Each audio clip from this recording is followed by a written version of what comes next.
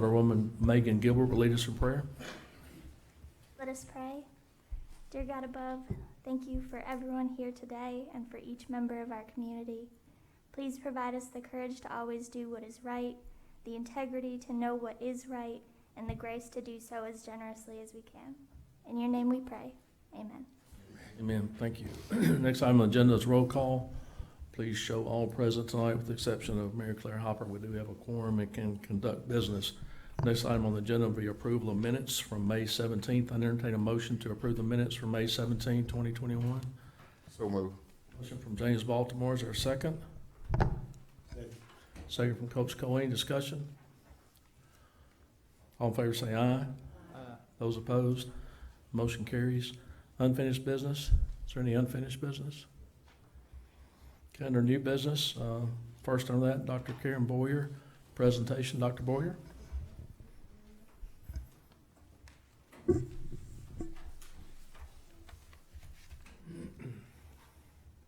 evening to everyone, and we're here to say thank you for the Dyer County Promise scholarships that you've made available to our students this past year. And we've been doing this, Mayor, I guess since about 2005 or so, when we started in Dyer County, and it was something that impressed a lot of our new industry. I know that we were trying to attract along the way, that we were trying to make a difference for young people and trying to encourage them to go to college or to take advantage of the TCAT or the community college. So tonight, I have a student with me that's going to talk to you a little bit about how much it's helped her. You know, it's been a tough year for all of us this past year, so this money really is, it always comes in it's very, very useful to our students, even though they get tuition free, possibly with the Tennessee Promise. Some of them don't get that, but it does help with their books and with transportation and all the other expenses that they have. So Gwen Todd, do you want to come on up? Gwen is with us tonight, and she's done really well this past year at Dyersburg State. She just finished her first year, and she's done dual enrollment, so she'll tell you all about that. And she's right between she's a B plus, A minus, so she's right there at the top, and she's a member of our Honor Society, and she's working as a tutor, trying to help other students. So Gwen, why don't you just tell them a little bit about what you're doing at Dyersburg State? Okay. Good evening, everyone. Thank you for allowing me to speak here tonight, and thank you for offering students to Dyer County Promise. It's really gone a long way for a lot of students for paying for books. Me, for example, I'm working at Dyersburg State, and I'm also working for elementary schools in the afternoon tutoring students, which goes along with my major for a K-5 education major. But it's really helped me a lot, and I am just very grateful for it. For Dyersburg State, I tutor anatomy, math, sociology, and Comp 1 and 2. And I am currently taking the summer off to do 3 college courses, which the scholarship has really helped me pay for it because it covered whatever and Hope Scholarship did not offer. Thank you. Thank you, Gwen. I appreciate it. Good luck to you. One more year to go, and then transferring to work on a bachelor's to become elementary school teacher, right? Yes, ma'am. Yep, and you know we need them, right? We need everybody, actually. If I might, Mayor, I would just like to add a couple things. I gave all of you a copy of our Dyer County profile. It's a 2-page document that shows what is happening here in Dyer County. The heading is 2021, but the data, as you can see in the fine print under those bar graphs at the top, the data is from the class of 2019. And it shows, you know, our public high school graduation rate in Dyer County, both high schools, is at 94% for this county, and it's better than the state. But where we're concerned is the fact that only 68%, with all the opportunities that Gwen just mentioned, the Dyer County Promise, the Tennessee Promise, the Hope Scholarship, students are not going on to college. And that means Tennessee College of Applied Technology or Dyersburg State or the university or wherever. They're just not going. So we're trying to attract those students into some short-term certificates. And as Gwen said, she did dual enrollment. And so we have students this year that are becoming certified nursing assistants while they're in high school. It's a special program that we've started to try to get maybe some of those are that 32% that's not going on. And once they get into that and they do well, then they're encouraged to keep on going. So you can see the enrollment from that class of 2019, the number that went to Dyersburg State and so on. And then down toward the bottom, there's a couple charts. It says adults with some college, adults with AA+, so that's associate degree or higher. And that's looking at the working population, supposedly between 25 and 64. And it shows 25% for this county, which is an improvement over what it has been. But you know, the Governor Haslam, said we should be at 55% by the year 2025, which is only 4 years away, and we're going to have trouble making it. We've got that 55% will count not only associate degrees and higher, but also certificates. So there's a little bit more than 25% in Dyer County, but we really can't waste any of these 32% that aren't going on. They need to do something. It might be they become an EMT or become a certified nursing assistant. And some of the things that we're encouraging is on this a couple pages. It's career programs in a year or less. And there's programs in manufacturing, computer information with some salaries. And on the next page, early childhood education, and paramedic and healthcare technician and so on down the list. So things that don't take a full 2 years of study, but yet you can get a credential and earn a good salary, or at least get a good starting salary. And just to remind you, you know, I think you all know the college is valuable to this area, but this was our economic impact, the $61 million. Our budget every year is about $22 million. So that's mainly salaries, which get spent in this area for, you know, living expenses and all the other things. And then the benefits that we all have at the college help all of our professionals, you know, dentists and doctors and all those folks benefit from that too. And then the local jobs and all that are created as a result of our spending. So it's over a $61 million impact per year. And that's the numbers from back in 2018. We're about to do another one, so I'm sure it's going to be higher. And just to remind you, I think, Mayor, it was about $21,000 that the city contributed toward the Dyer County Promise, and the same from the county. And we had 31 recipients from Dyersburg High School and 60 from Dyer County High School. And then some that were 5 that were homeschooled this past year. So we ended up spending $45,000, but you all helped an awful lot to pay for that. And we've just had our commencement. We had more students graduate than we had a year or so ago. We had 397 graduate, and about 45% of them go to work, like as nurses or law enforcement, different jobs like that, or IT, information technology, and about 55% transfer to a university, and like we've just heard Gwen's going to do, to go on and become a teacher. So we're, and summer school is bigger than it's been for the past 2 years. I think we have 772 students in summer school, so we're busy, and Upward Bound is on campus, so a lot of stuff in person. Some classes are still Zoom and online, but for the fall, it's going to be mainly in person. And then this is just an annual report that shows some of the things the college has been doing over the last year, so 1920. But I appreciate your time and all your support, so thank you very much. And any questions or comments? Thank you. Any questions of Dr. Boyer? Dr. Boyer, on the EMT program, how much does the government give people to take that class? Or do you have a program where it's paid for by anyone besides the person that's taking it?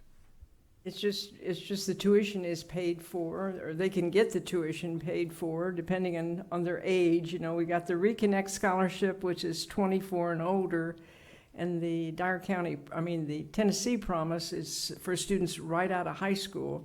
So if you happen to be 19, 20, 21 or so, you're kind of in no man's land there, so there aren't any scholarships there for someone. They might qualify for a Pell, though, or a Hope Scholarship, so we try to help people find anything we can find. There's a lot of help available.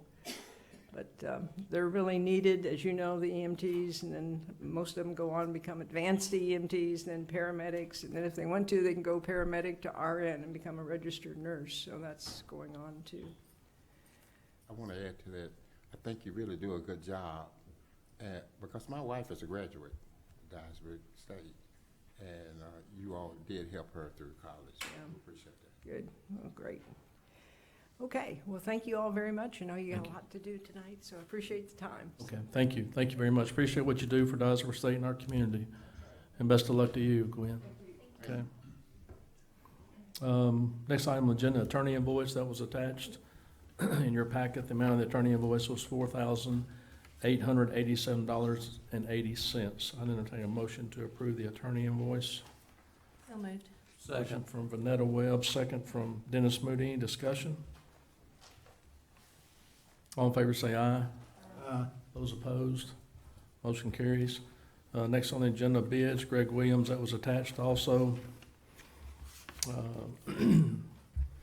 Water plant repair of well number 9. It was a budgeted item of repair and maintenance, emergency repair. You'll see it was awarded to National Water Services in Lawrenceburg, Tennessee. We don't need to take any action on that because it was budgeted.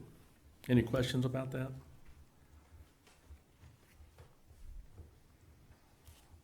Okay, next, item number 8, appeal hearing before the Board of Mayor and Alderman regarding the termination of Michael Dial. So Christine, are you going to start us up here? And you have information in your packet as well about that. Yes, Mayor, thank you.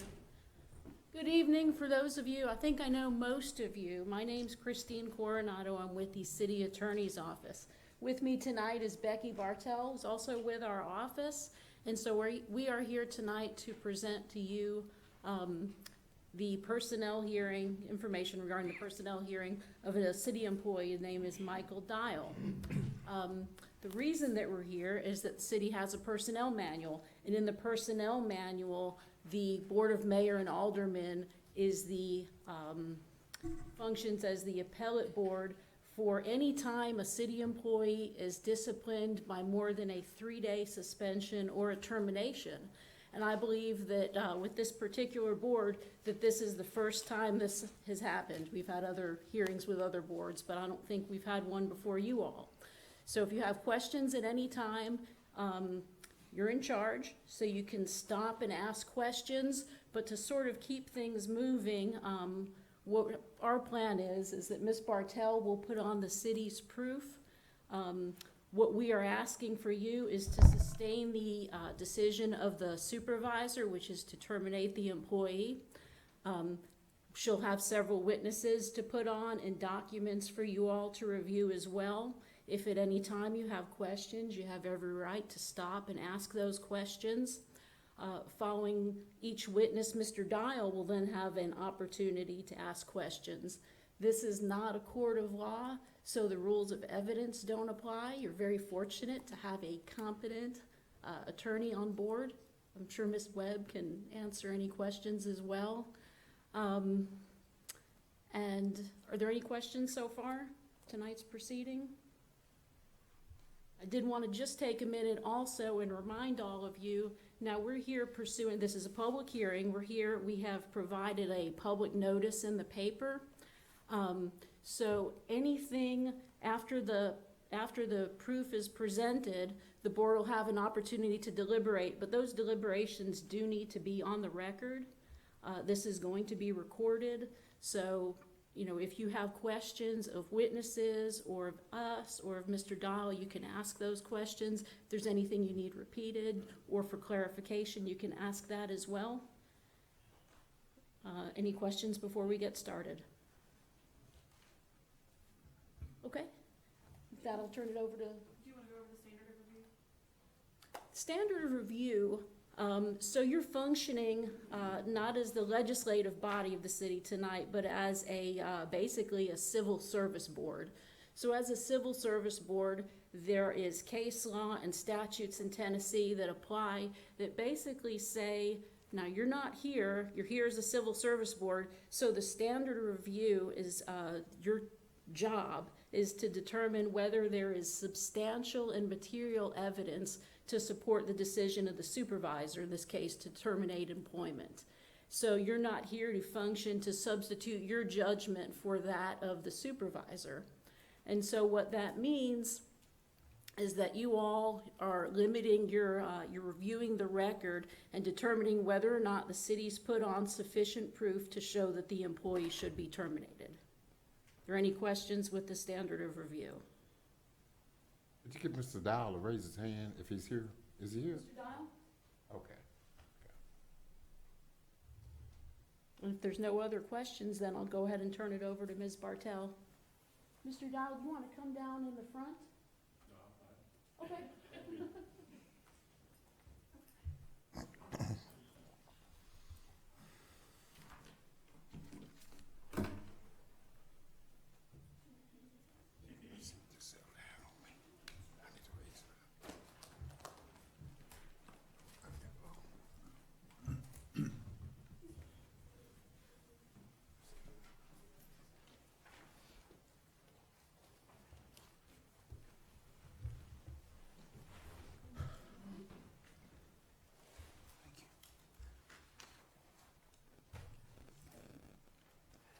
We'll start with Mr. Hunter.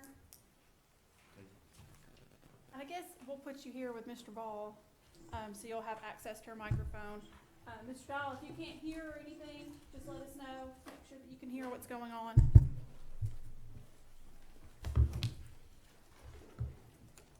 And what we've handed you are just the exhibits we intend to present today. What we're going to call 3 witnesses: Mr. Hunter, who's the department supervisor for the gas department, Mr. Hammett, who is the assistant supervisor, and Ms. Teague, the HR director. So each of these will be talking about different documents, but we think it's just easier to present them all to you at the same time so that you'll have them. So if you can't find something, just ask a question and we'll go to that.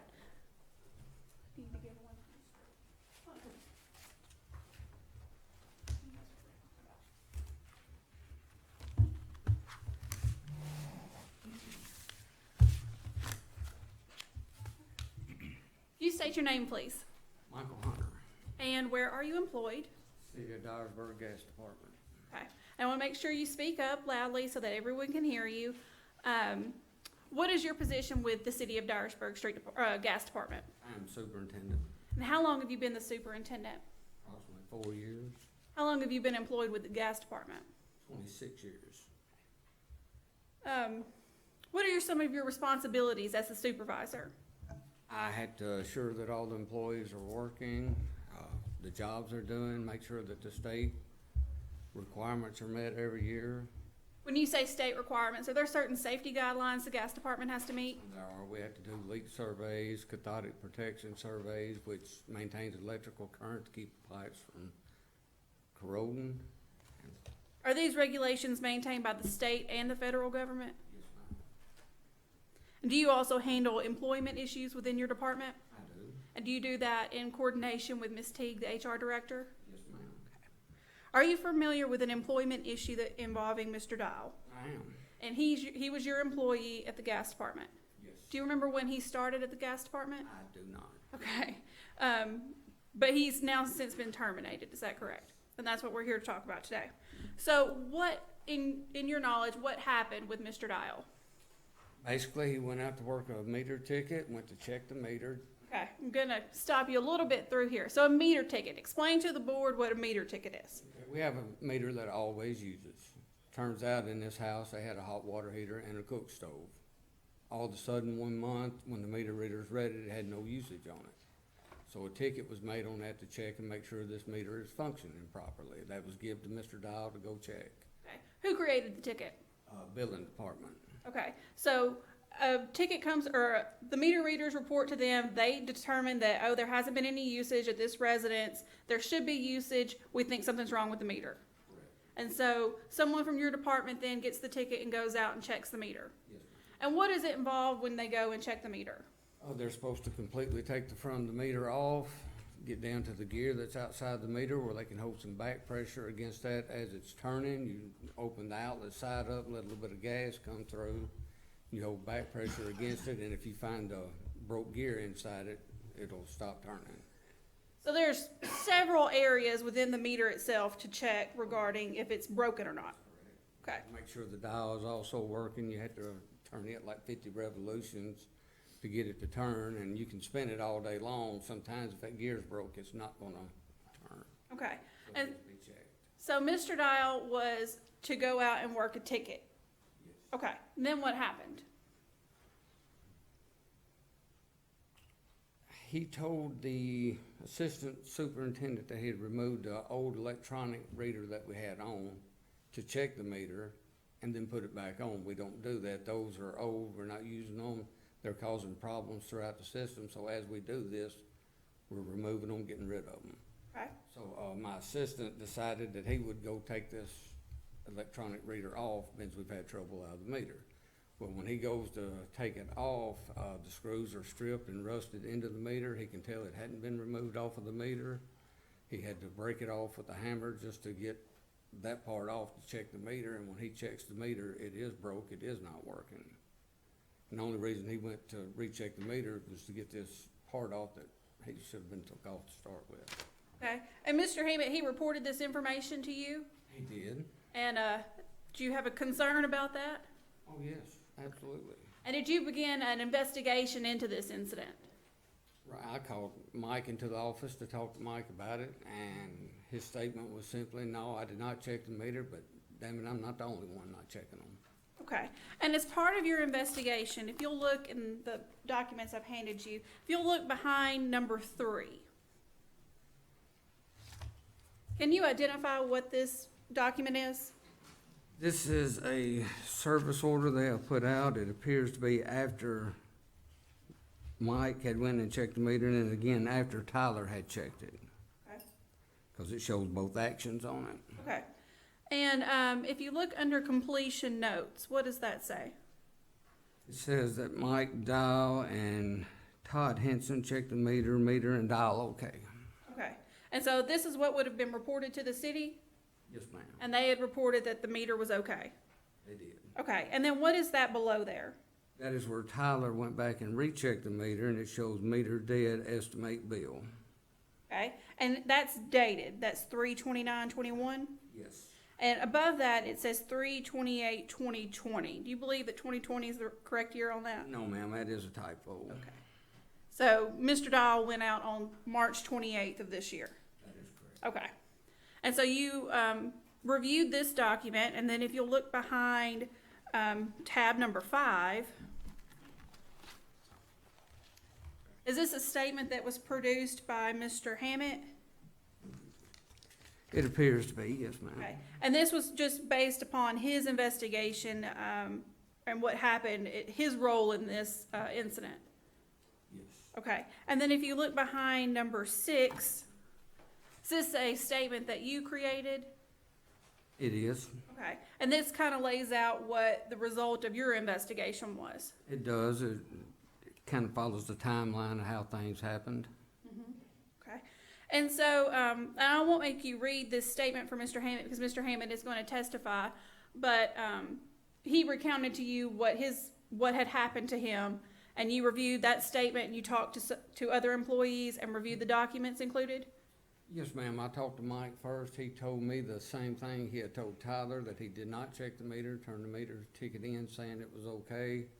The following Monday, we had a meeting with our whole department, letting everybody know that we was not gonna tolerate this, and Vince, he said that he was not the only one doing it. We were gonna pull a bunch of tickets from a while back and just go start rechecking.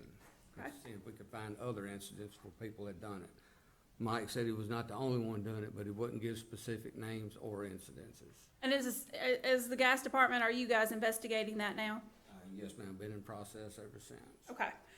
What was the result of your investigation? So far, I believe we're up to about 5 tickets we found that were done and turned in as okay. And specifically, your investigation into Mr. Dial and this incident at Farrell Street, I believe. What happened what was the culmination of that? Well, with Mr. Dial intentionally turning in false documentation, he was terminated. Okay. And if you look behind tab number 4, is this the termination report that you created? Yes, ma'am. And it says reason for separation, what's checked here is intentional falsification of records. Yes, ma'am. And that's what Mr. Dial was terminated for. And was that specifically the report he made, the one that's behind tab 3, that service order? It was. Are you familiar with the employee policies of the city of Dyersburg? I keep a copy in my desk where I can review it if things come up, but with this specific element of it, yes. Okay. Anybody caught intentionally falsifying documents has always been understood that that's automatic termination. And if you'll look behind tab 8,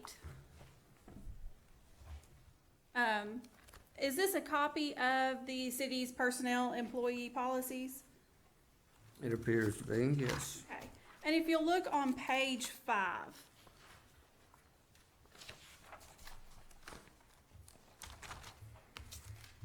if you look on page 5, there's a list of offenses and deficiencies.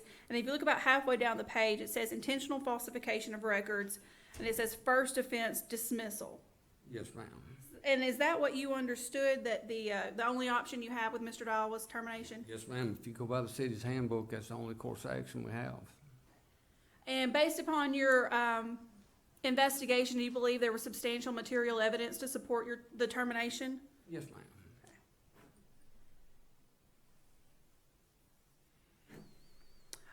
Do you consider the infraction of intentional falsification of records to be a serious infraction? Yes, ma'am. And why is that? Well, in this instance, it's just gonna cost the city a lot of money. Why is that? With this meter here, they only had a hot water heater and a cook stove, so it's not a lot, but during the winter, that's gonna go to heat. Next month, when there's no usage on this meter, the girls upstairs doing the billing are gonna say, well, we had this check last month, no need in checking it again. He could've went for years using gas at this address and never been billed for it. Then you take and you multiply that times the 5 or 6 we've already found that had been done that way again, you're looking at a large amount of money. Not to mention the safety concerns by this meter not working. If they had a leak inside the house or something and didn't know it, our meter readers could catch it if his meter was catching that gas. Without it catching that gas, it could slip by. Is it important that you're able to trust the documentation that your employees are filing with the city? Yes, ma'am. They go out and do such a vast array of jobs, they have to be trusted. If we can't trust them, then we're in bad shape. Do you have serious safety concerns regarding all the gas lines in the city? Yes, ma'am. Those are all the questions I have for Mr. Hunter. We'll let Mr. Dial. Mr. Dial, do you have questions for Mr. Hunter?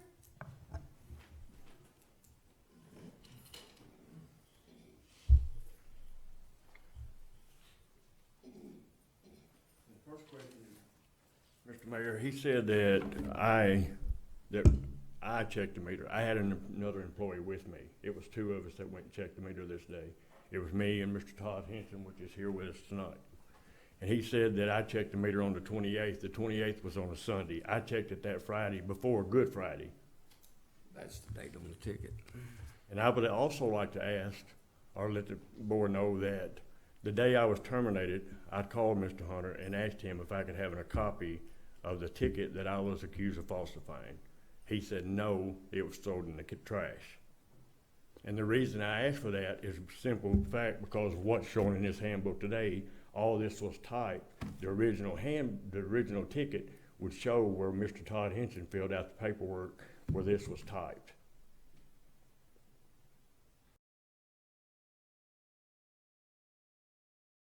That I didn't do it, that it wasn't me. My question is, why was I terminated for something that I didn't fill out? Let me ask one question if I can. So did you check the meter yourself? Me and Mr. Henson did. Did you check it yourself? Mr. Henson got out of the vehicle with you as well? Yes, sir. Okay, is that initially what we were told? Not initially, it is not. Okay, so we were told initially that it was checked by Michael. He came back to the vehicle and told him it was okay, and that's what Todd wrote down. Story has changed a few times through the process. Do what now? Story has changed a few times through this process. Okay. With what Mr. Henson said, I do believe that he was telling the truth. He thought he sat in the truck doing paperwork. They'd worked several jobs that day. When he went back to the site and saw where they were at, then he did change his story and said that he did help Mike work on it, but they did not break the meter down completely and check it. They broke it down and made sure the dial was turning without taking any parts off of it. Okay. Let me reply to that, sir. When I was hired for the city, when I went to the gas department, we were trained 2 ways to test a meter. The top of the meter has 2 swivels. It has an inlet where the gas comes in and an inlet where the gas comes out. We broke that swivel loose. We couldn't get to the meter fully because the customer had a utility trailer parked right on top of the meter, and we couldn't get to it because it was chained to the front porch. We couldn't move the trailer. The customers were not home. And I told Todd, I said, we gotta break the swivel loose to make sure gas is coming through the meter and the dials are turning. And that's exactly the first time I was trained to check a meter. The other way is, if we see a glitch in the dial where it's not turning properly or anything, we do take the cover off of it and check that the dial has a little thing on the back of it where you can turn it to make sure the numbers turn on the meter dial. Once that meter turns, we turn it back to the original setting. And then we put our finger on a wiggle tail inside the meter with the gas flowing through the meter, and if that wiggle tail's turning, we let it make 2 or 3 complete turns to make sure it's turning. And if it's turning, we put it back together, soak the meter down, make sure it's not leaking, and we're going to the next job. We did not take the firefly off because we couldn't get to the firefly. We should have documented that in the paperwork, but we didn't. When we get back, that Monday or Friday, when Tyler called me and Taylor Davenport back over, he said, why didn't you check this meter? He said, you didn't check this meter. And I said, well, I'm not the only one that hadn't checked meters like this. I said, I've checked meters this way by breaking the swivel with every employee down there. We've all done it. And they didn't ask me to give any names that I've done it with. And I was never asked that question. And this is the copy, if I can show y'all. I have a copy for all of them. This big box right here on the front is is a firefly. There's a lot of them meters. I have a copy for all of them if you want to see it. Is this the meter in question that we're talking about? So that's just the meter that had that same firefly on it, like the one they're saying I didn't take off. But the day Tyler Hammond went back over and checked it, me and Taylor went back over and he said, you didn't check this meter. I said, yes, we did. I never told him we didn't check the meter. That's a false statement because we broke the swivel over the top of the meter loose and made sure gas was coming through the meter. So that statement was never made to Tyler. When he went over and checked it, he made it known when we got there, it was me and Taylor Davenport, that he had to beat this firefly off with a hammer. How do I know he didn't break it in?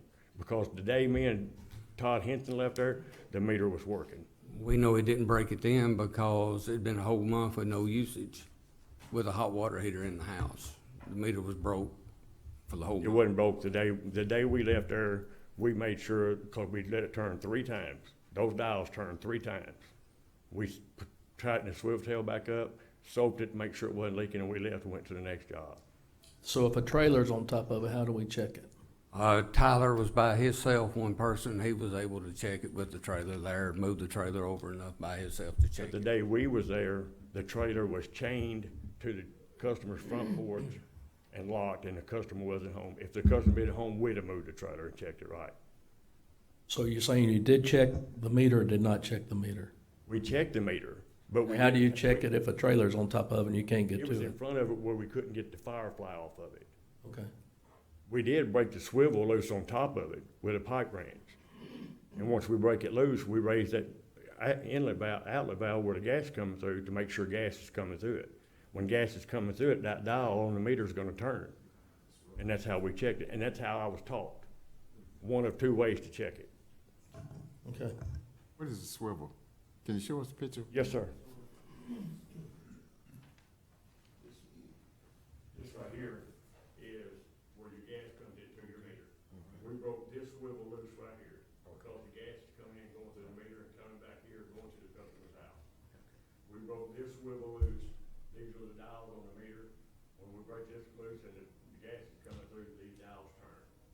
If we see any negative work with these dials, we do take these off.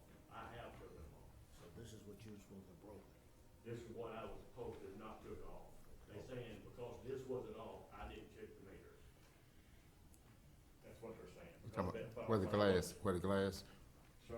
are you talking about where the glass is? Yes, they saying because I didn't take that off, I didn't check the meter.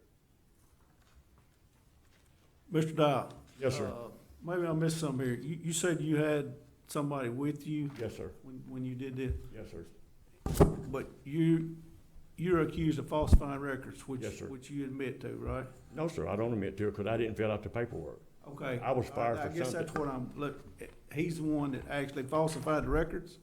He's the one that filled out the paper, the way, and it's done with every truck down there. If you have 2 employees, the driver drives to your jobs with a ticket, the passenger fills out the paperwork for all day.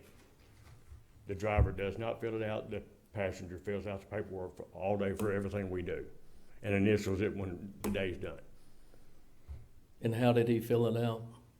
That's why I wanted a copy of the original ticket, because I hadn't seen the original So ticket. you were the driver or the passenger? I was the driver. So you checked it? No, sir. He I went, mean, I hadn't he even went and seen, I checked it? hadn't seen the ticket as of today. Who went and checked the meter in question? Who checked it? Yes, sir. Me and Mr. Henson both checked it. We both got out of the truck, walked up with 2 pipe wrenches and broke the swivel loose to make sure gas was coming through the meter. Saying you didn't check the ticket. Yes, sir, I didn't check the ticket. No, sir. And then when we go in the afternoons, we had a folder on the board. We put the paperwork in the folder. Mr. Ryle, would you have initialed the ticket? Would I? Did you? No, ma'am. You did not initial that ticket? No, ma'am. Even though that would have been the common practice? Yes, ma'am. But like, that was what I was just saying, the passenger initials for me and him or whoever's with them that day. If I'm doing it on the passenger side, I do the paperwork, I initial for both employees. Mr. Hunter, can I ask you something? Yes, sir. Here in his termination report, under cooperation, you've got checked unsatisfactory, quality of work unsatisfactory. Are we just talking about this one incident, or are we talking, how long a period of time? We're talking about in general. In general? Yes, sir. Do you do a review with him about his work?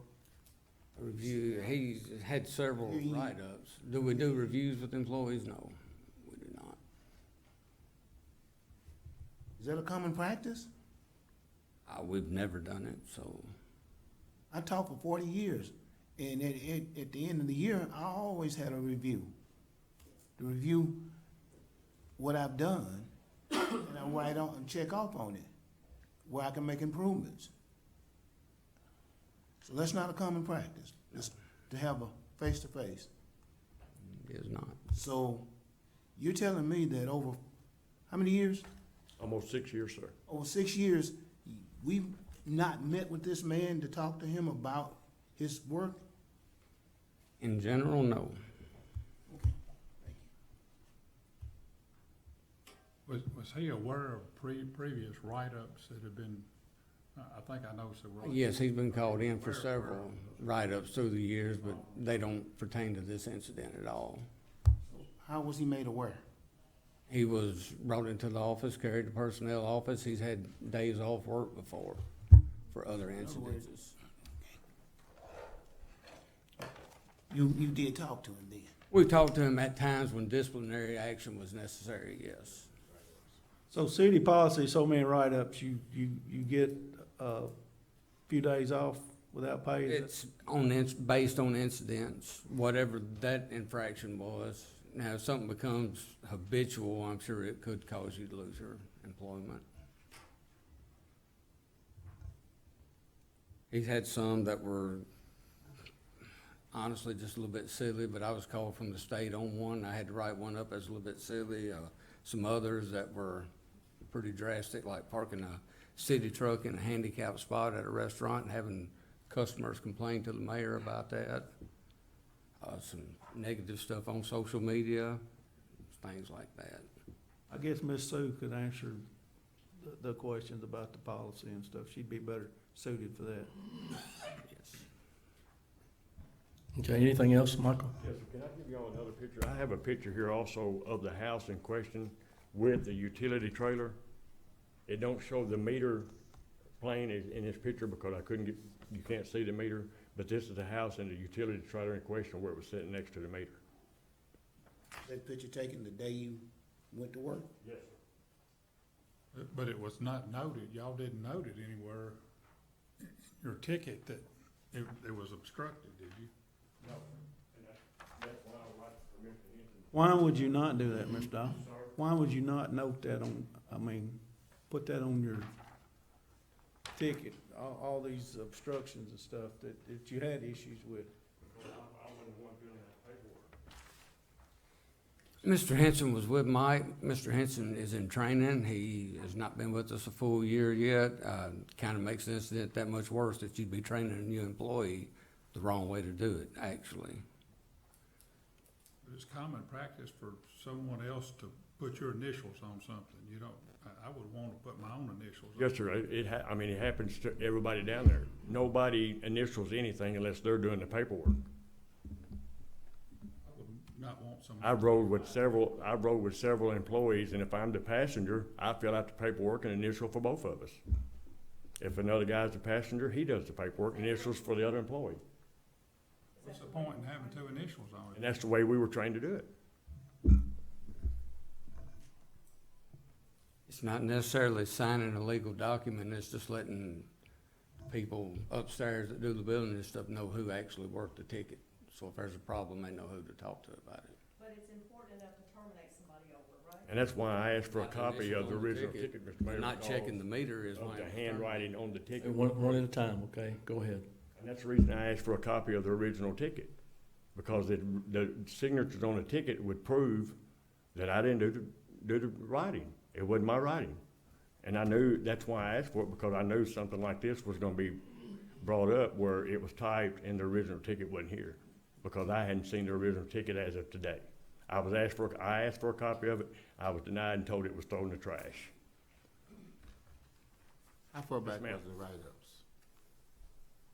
It says it right here. You were aware of these write-ups, I think it said, there were, 4 write-ups in between 2018 and, 2020, and then one in February of this year, is that right? You were aware of these write-ups, previous write-ups? Yes, sir. Okay. And for, I'm aware of, this is the ones that I'm aware of. The handicap parking at Taco Bell, yes, sir, I'm aware of that. Because I made 2 mistakes while I was being an employee for the gas department. Number one, when I was hired in as a meter reader. The first mistake I made was transferring from a meter reader to the gas department. That's the first mistake I made. The second mistake I made was parking in a handicap at Taco Bell. That was your choice to transfer those? Yes, sir. Okay, Yes, sir. all right. You bid on that job? Yes, sir. Okay, Yes, cool. sir. You weren't put there, you asked for that? Yes, sir. Okay, Yes, sir. all right. Any other questions? Yes. Yes, ma'am. I just need some clarification. You had said earlier that there are 2 ways to check these meters? Yes, ma'am. And so is it your understanding that it is okay to check it either way? Yes, ma'am. So then when you check it, Because I have checked them both ways with other employees as well. okay, but in this incident, you thought that because you couldn't check the other way, checking this one way was good and showed it was working? Yes, ma'am. The reply to that would be there's really only one way to check a meter. If you do not break all that stuff off of the front where you can hold back pressure against the wiggle tail on the meter, you do not check it. Where would have been that breakdown of training or understanding of how to check a meter? I was taught both ways. But this incident, we couldn't get to the firefly, to take the firefly off to check the pigtail inside the meter because of the utility trailer. So I went to the other source, the way I was trained, loosened the swivel tail, made sure gas was coming through the meter and the dials were turning. When we left that day, the dial was turning and the meter was working. Yes. We've heard Mr. Dial make statements about how he was trained.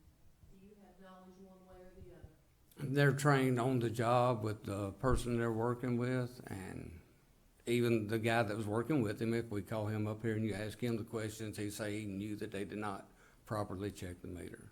and he hadn't been here a year yet. You've been with the department, 26 years? Yes, ma'am. Have you trained Mr. Dial and other people? I did not personally train, I've trained other people through the years, working with them. What is the department's policy about how you check the meter? It is to break all the stuff off to where you can hold back pressure against the wiggle tail coming out of the meter. Because if you don't do that, you're gonna miss it if it's broke. Who's responsible for training? Whoever they're working with at the time. So you don't just have one We don't have person one that goes trainer, out with no. all the new? There will be no way as much stuff as we have to go through. Our guys have to know a vast array of stuff. It would take 3 or 4 years for one person to train somebody all the way through. They work one job with this truck, they'll work with the service truck for a week, they'll work construction crew for a week, they'll work doing leak survey for a week at a time, and whoever they're working with while they're doing their training does the training. Mr. Hunter, is it department policy that, as Mr. Dial said, that one person drives and the other person completes the paperwork? It's not necessarily a policy, that's generally the way it works. And is the person who complete the paperwork, is that the person that initials the documents? Yes, that is true. So the initials on these documents is just so the girls at City Hall doing the billing know who actually worked the ticket. The other person that was with him, is he here tonight? Yes, sir. Is it possible for us to talk to him? I'm gonna defer to the attorneys. I don't know.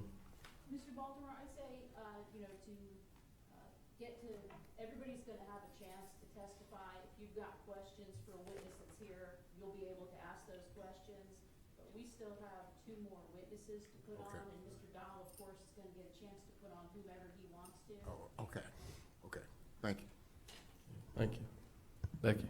Yeah, I just have one more question for Mr. Hunter. You said that the 2 people together, the other person with Mr. Dial was a trainee, is that correct? Yes, ma'am. And so, why do you consider that Mr. Dial was in charge? Correct. And so, was he responsible for the paperwork that day? Yes, ma'am. And why was he responsible for the Because paperwork? he was the senior person on the truck, working with a trainee. And so is that standard policy for the procedure? The senior person, if you're working with the trainee, is responsible for the paperwork? Yes, ma'am. And responsible for all documentation, whatever they're doing? That is correct. Okay. That's all I have for Mr. Hunter. I asked Mr. Hammett.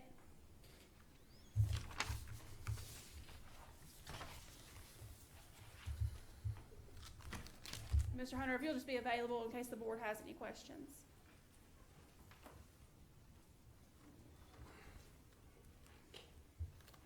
You state your name, please. Tyler Hammett, Where are you employed? City of Dyersburg Gas System, What's your position with the gas department? Assistant Superintendent, How long have you been the assistant superintendent? for approximately 4.5 years, And how long have you been with the gas department? 22 years. So are you familiar with the rules and regulations of the gas department in the city of Dyersburg? Yes, ma'am. Okay. Are you familiar with an incident with Mr. Dial? Yes, ma'am. What we're here to discuss today? Yes, ma'am. Okay. Can you explain to us what you know about that? Well, I give Dial a couple tickets to go work, what we call red tickets from billing department on meters with no usage. And And so a meter with no usage, what? I mean, it's a meter that's normally using, but the billing department has suspicion about it because now it's all of a sudden not using. So they wants to go check it, make sure something's wrong, or make sure nothing's wrong.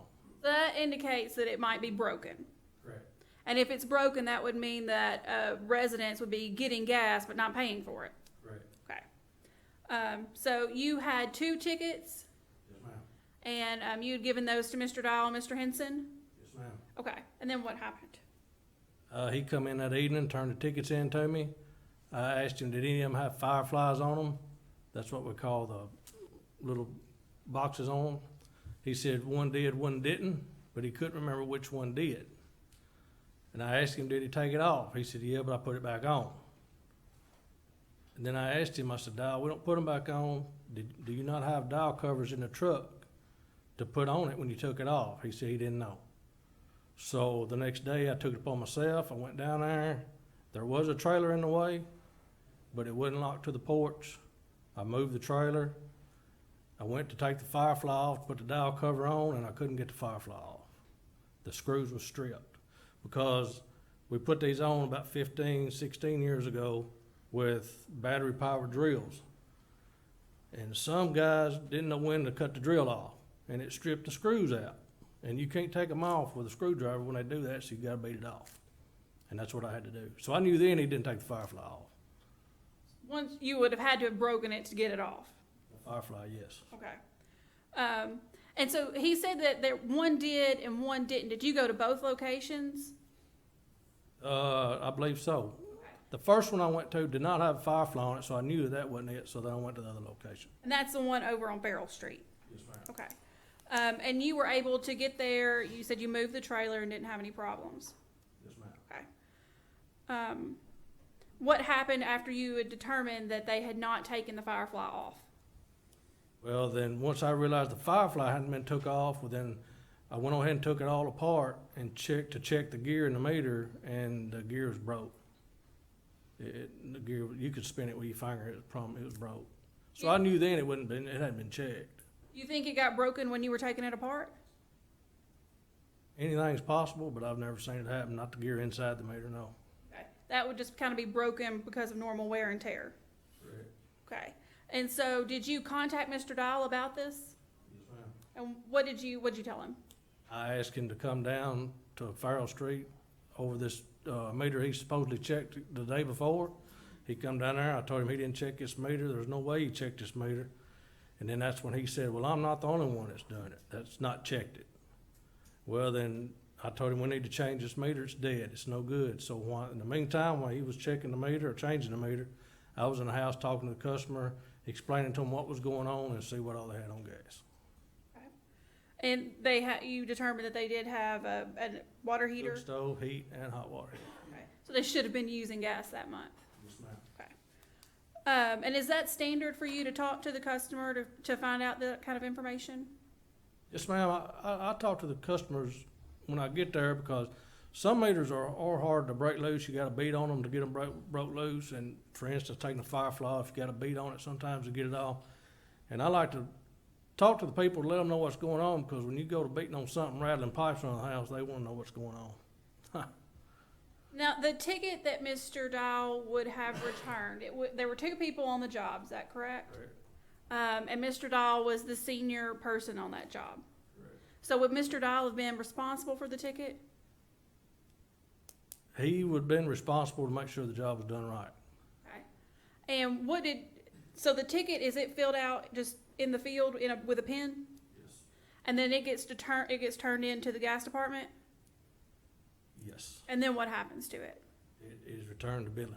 Okay. And the ticket behind number 3, which is kind of the one in question, that would have been what the billing department had created based upon the slip that was turned in.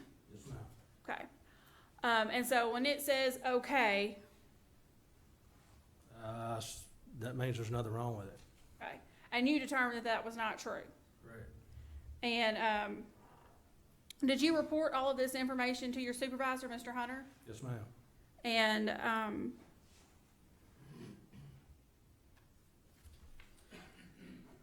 do you believe that Mr. Dial should have figured out that the dial was broken, the meter was broken? Yes, ma'am.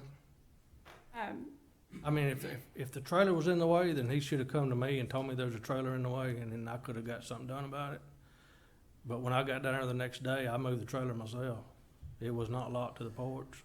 And so the tickets come in, and then you give them to the billing department. Is there any follow-up that happens there? Once they return back to the billing department? Correct. No, ma'am. So whatever information is conveyed to the billing department, that's kind of the final word. Yes, ma'am.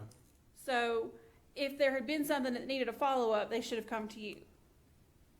Yes, ma'am. And would the correct procedure be to report okay, meter okay, to the billing department? ma'am. And are you familiar with the policies of the city of Dyersburg? Most of them. And Mr. Dahl was terminated for intentional falsification of records. Were you aware of that? Yes, ma'am. And you believe that there's evidence to support, substantial material evidence to support that termination? Yes, ma'am. Mr. Dahl has any questions for the board?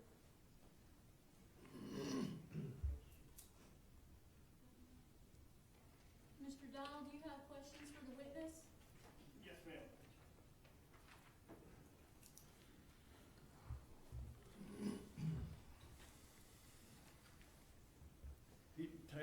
Tyler says that, you said that you called me back out there the next day.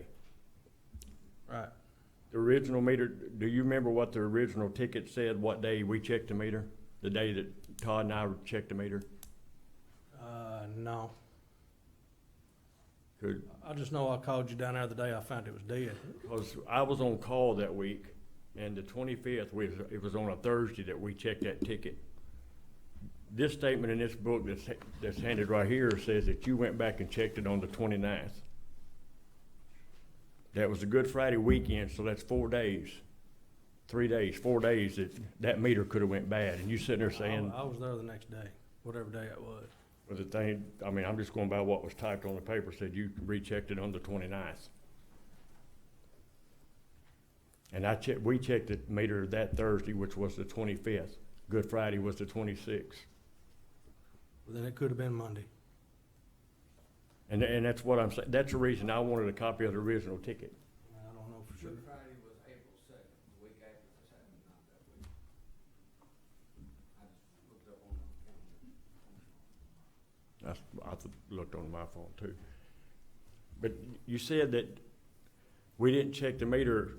Have I not always been trained or been told, not only by you, by Hunter, by other employees, that you can break the swivel loose on top of the meter, and if the dials are turning,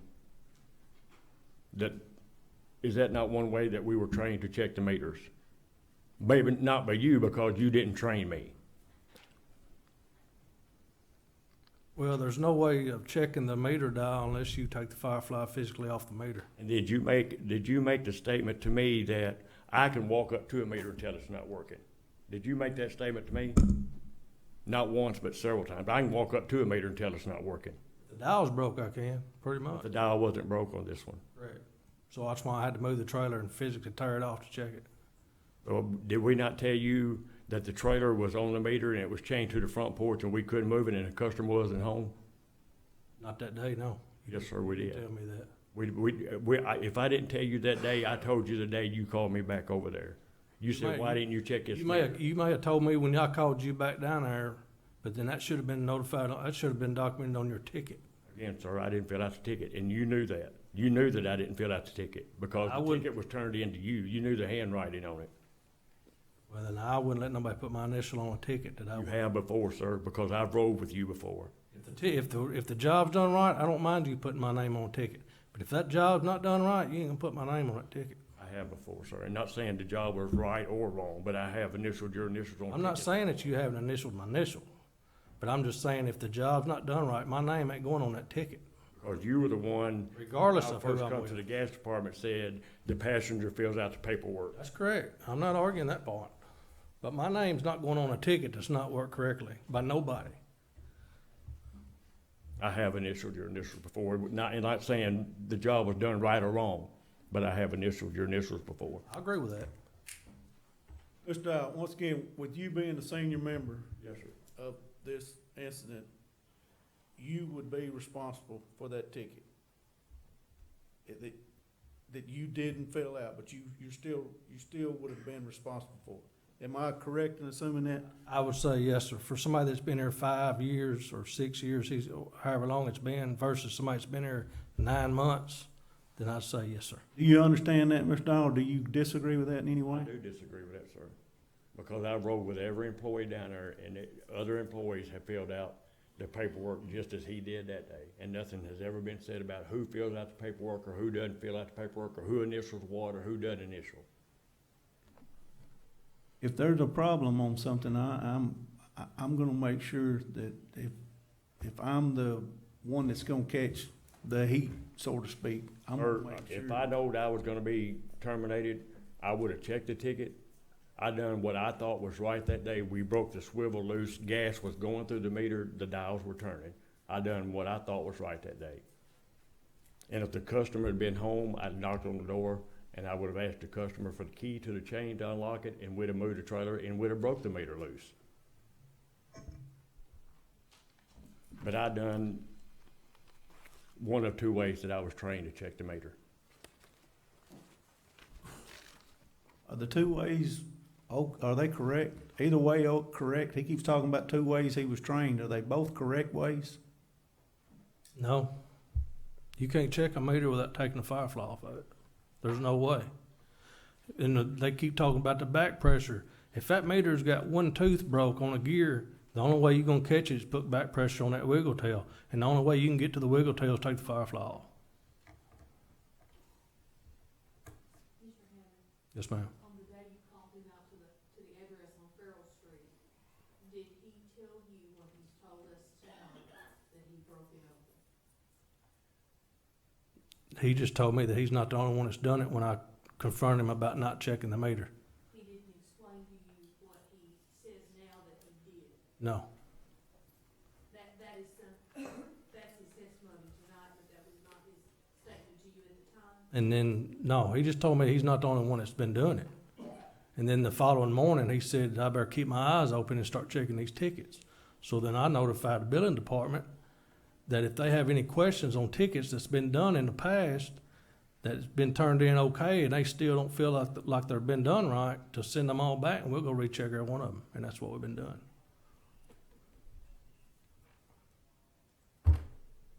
So you say, I come to you the next morning and told you that you need to go back and check the other tickets. I never spoke to you the next day. I give you 4 more tickets the very next day. 2 days later, you give me 4 tickets. Me and Austin Jones, it was 2 days later that you give us 4 tickets to go check. Well, it was that day then. You told It me. was 2 days later that you give, and that's what I said. If I was in such trouble for this one meter that you and Hunter are saying that I didn't check, why was I given 4 more tickets to go check 4 more?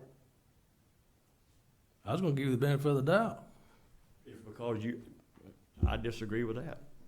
Because You didn't tell me to when we keep. got back with those 4 tickets and turned them into you, the next day you called me and Mr. Jones in the office and accused us of not checking those meters too. 2 of them were broke, yes. And you accused us of it. And I told you, Tyler, I'm not gonna go to one job and you, excuse my language, but jump my ass over one job and then go right back out and do the same thing. Did I not tell you that? I don't remember that, but I'm. Yes, sir. Austin was there, Hunter was sitting there. What did you not tell me to keep my eyes open on these tickets? Yes, sir, I did. The day you But called you're me not the back only on one it. doing it? Yes, sir, I did. Okay. I'll give you 4 more tickets. 2 of them tickets come back bad. Because I told City Hall, if they got any questions, send them back. They sent all 4 of them tickets back. And All then 4 of them. And then you said you didn't take the fireflies off. Did they have fireflies on them? I said, yeah, 2 of them had fireflies, All 2 them- of them didn't. And I found 2 broke dials on those. And then you, and Hunter were sitting in your office that day, and we talked about that, and Hunter said, well, it might have broke because I could have tightened the dials too tight. Was that not discussed? You could have. I'm I'm not saying I didn't do that, and I told them that day, I might have tightened the screws too tight.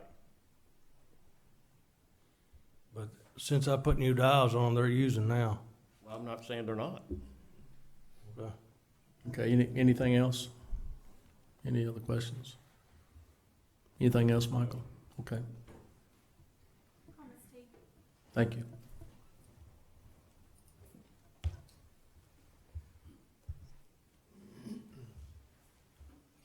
We just have a few questions for Ms. Teague.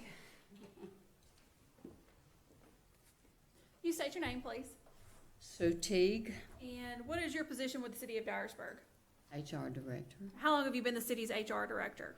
a little over 13 years. So you're familiar with the city's personnel policies? Try to be, And are you familiar with Mr. Dial, who is an employee of the gas department? yes. The first thing I want to confirm Does every employee upon employment receive a copy of the personnel manual? Yes, And if you look behind number 2 in the book that's there, is this a copy where Mr. Dial had received a receipt of where he had received his employment handbook? yes, ma'am. Okay, and this is kept, every city employee has one of these in their file to show that they had received it. Okay. Are you familiar with the events surrounding Mr. Dial's termination? Yes. And how did you come about learning about this?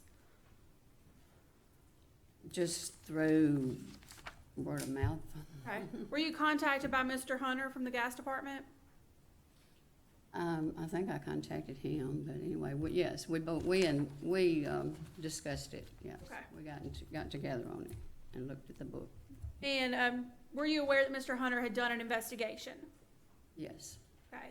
And did you review any of the information that he had regarding his investigation? Yes, And Mr. Dahl was terminated for violating intentional falsification of records. Familiar with that under the city's policies. yes, Now, the city has, and if you look under the last tab number 8, if you go to page 5, this is a list of offenses that employees can do under the city's. And sometimes it says oral reprimand, written reprimand, 3-day suspension, but specifically, when you look at intentional falsification of records, it says first offense dismissal. right. And what does that mean? Just means that there's zero tolerance for anybody's falsifying any city records. I mean, we can't tolerate that. We can't. And does it really give you even the opportunity to issue a warning or a reprimand or anything like these other offenses on this chart? No, Okay.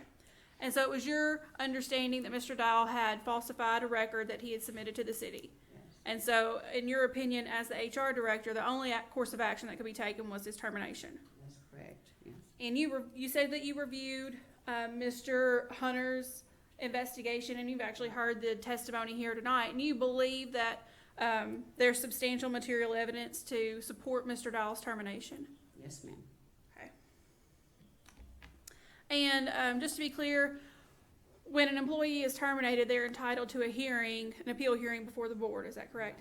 And Mr. Dial requested that of you, Yes, and that's why we're here. that's why we're here. Okay. And actually, he had sent you an email, which I've got included behind tab 7, where he's specifically requesting this hearing. Yes, ma'am. Those are all the questions I have for Ms. Teague. Mr. Dahl, do you have questions for Ms. Teague? Okay. No more witnesses, but the board may have some questions for Ms. Teague. Any questions?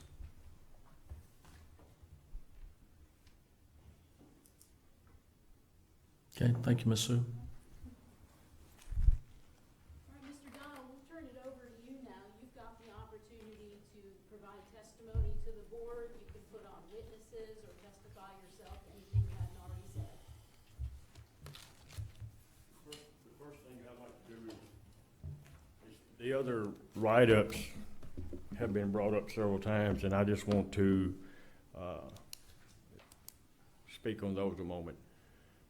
I have one write-up to where, when I was line locator for the gas department, where I went out and located gas lines.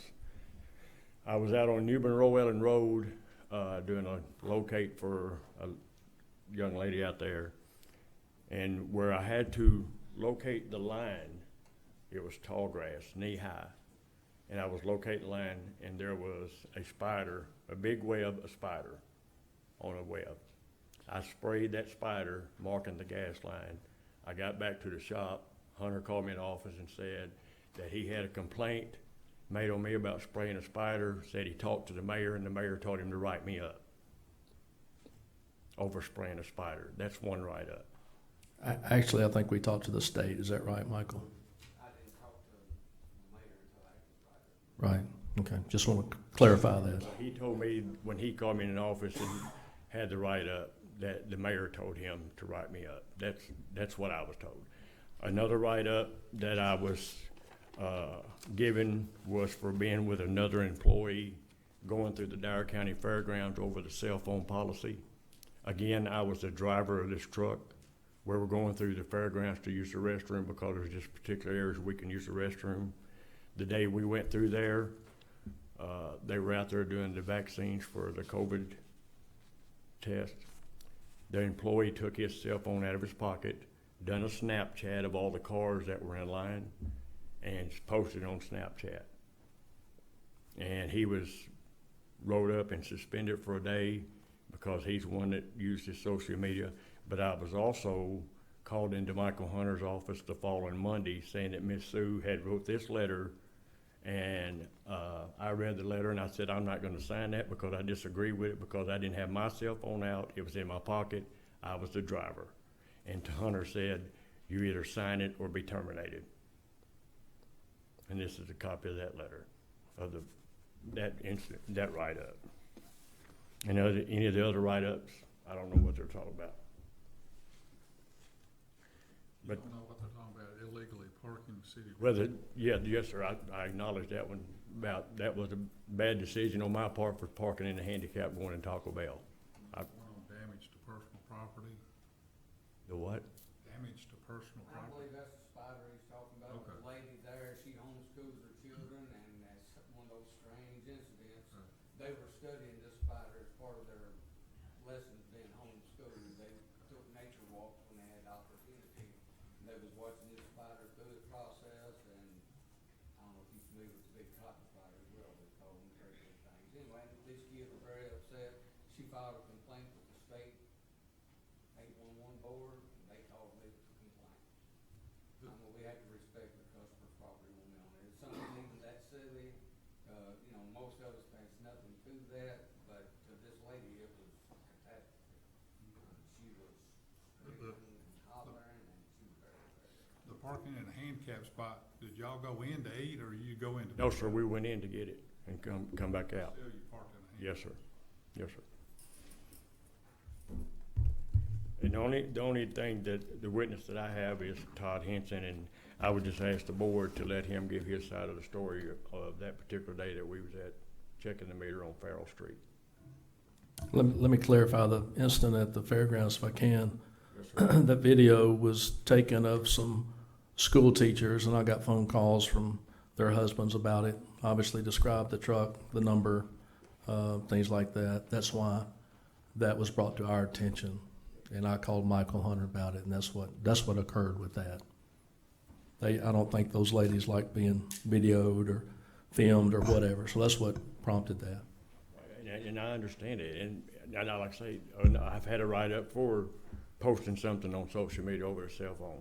But this particular day, I was the driver, my cell phone was in my pocket. It was something that he done.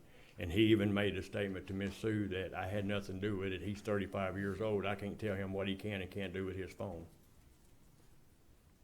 And this is kinfolks of Mr. Hunter. I think that individual was suspended, is that right? Yes, sir. Okay. So now, Todd?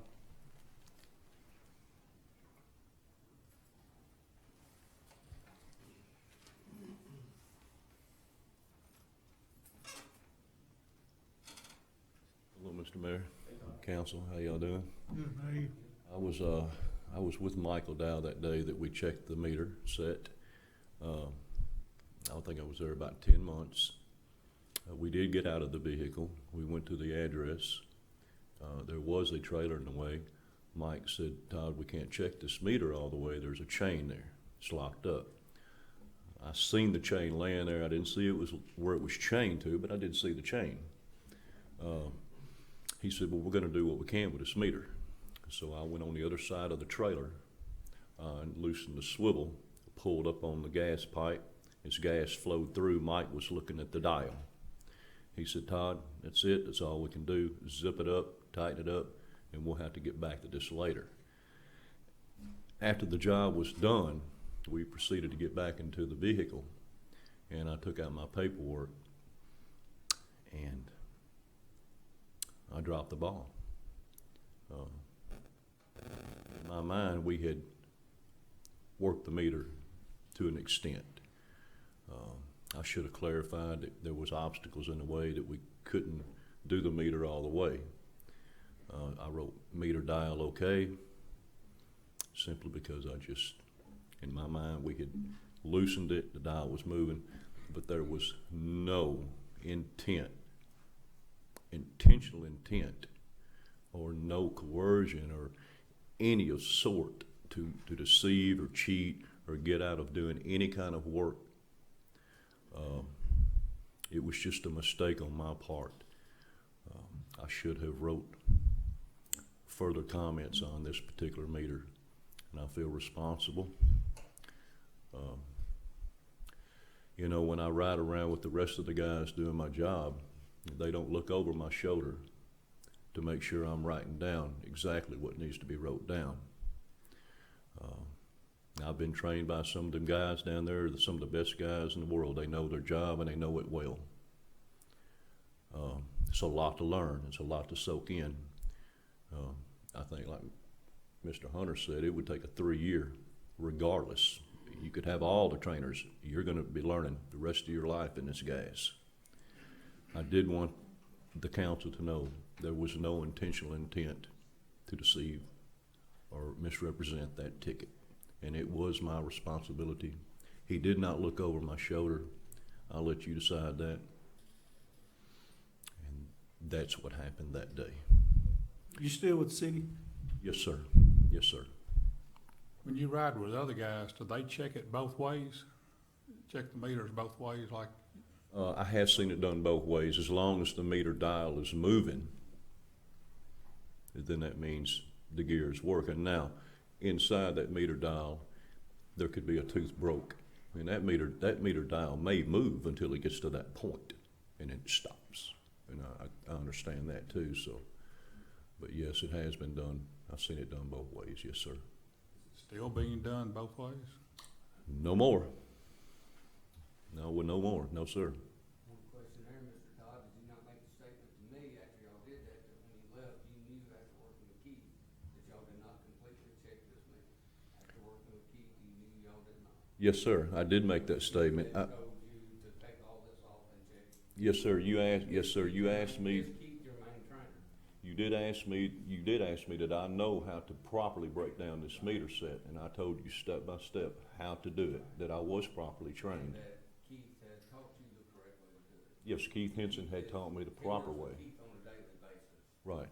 He did. Considered his main trainer right now. He did. Taught you the proper way to do it. But when we got to the meter set, the obstacle being in the way, like Mr. Dow said, we'll check, we'll go as far as we can with this meter and see what we can find out.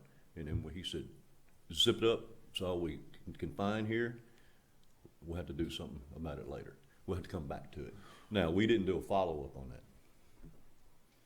Initially, when I was brought into the office, I was confused. I had no idea what they was even talking about. What meter, because we had put hands on every meter. And so when the comment was made, the meter wasn't checked, that it wasn't touched. I was confused. I didn't know what meter did we not check. I actually made the comment, I didn't even get out of the truck on that one. Because I had assumed, I had put my hands on every meter that day. Mr. Hunter said, I don't even know if it was you. It may have been another employee with him. So, I was seriously just confused until I knew where their address was and knew what meter they were talking about. And then I understood what I had done wrong. And that was without further comments on what we should have done and what not done. Has he been reprimanded in any way for his part in this? He was checked to make sure his training was proper, and when he described to me the proper process to check that meter, I know his training was correct. He just happened to do with Mike Dial that day instead of with the guy he's normally working with. Todd knows the correct way to check the meter. He explained to me exactly how you're supposed to do it. So he has been trained correctly. Yes, I have. Yes, sir. What did you write again? Sir? What was on your report? My report, I believe I wrote down meter dial okay. Now, the reason I wrote that, because in my mind, we had pulled that swivel and Mike had watched the dial roll around. And in my mind, I dropped the ball. You're saying we though, but didn't you just say you didn't get out of the truck? No, sir, what I did is I was confused about the total address. I was confused about what he was talking about, that Mike had falsified documents. And of course, I didn't know. I thought Mike had done something separate from what we had done. I didn't even associate with what we had done that day, because I was confused about it. We had put our hands on every dial. So when that was brought up, I was like, well, I don't think I even got out of the truck on that one. I mean, I don't remember the address. I couldn't remember. I'm not familiar with that address, and I just couldn't fathom the idea that I knew I'd touched every meter that day. So in my mind, we had looked at the meter, but there was no intent to deceive or falsify.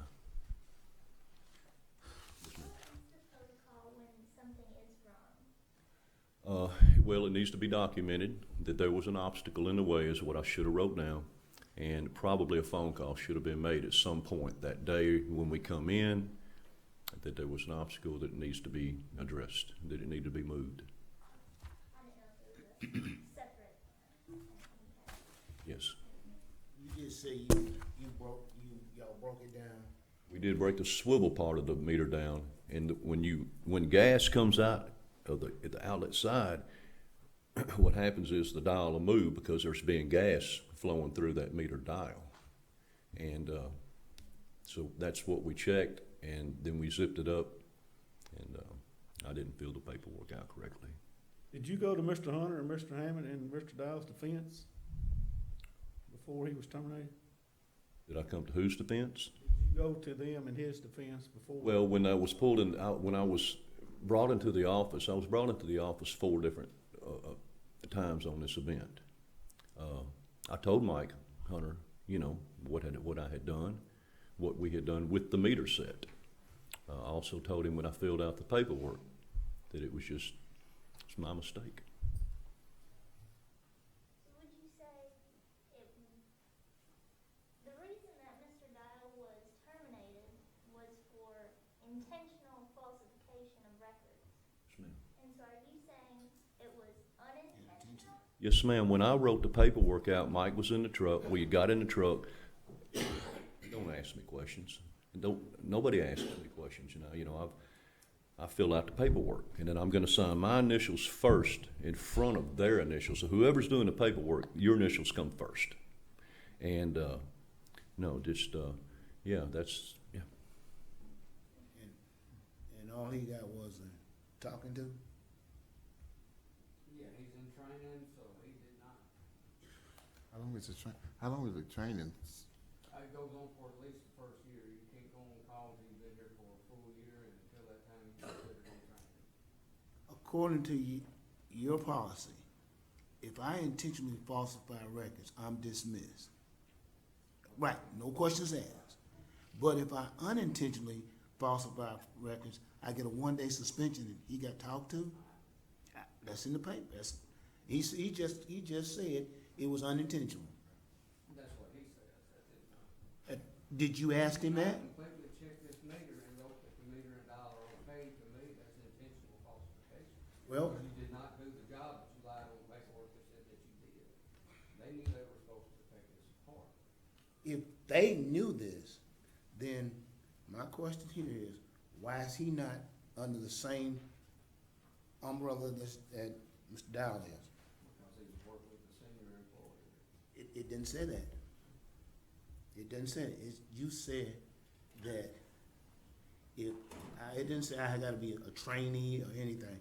I'm just wanna know, what are we doing? It's in the handbook about somebody that was in training. I agree.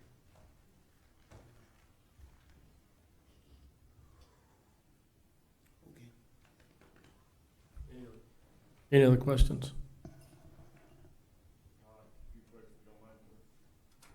Sure.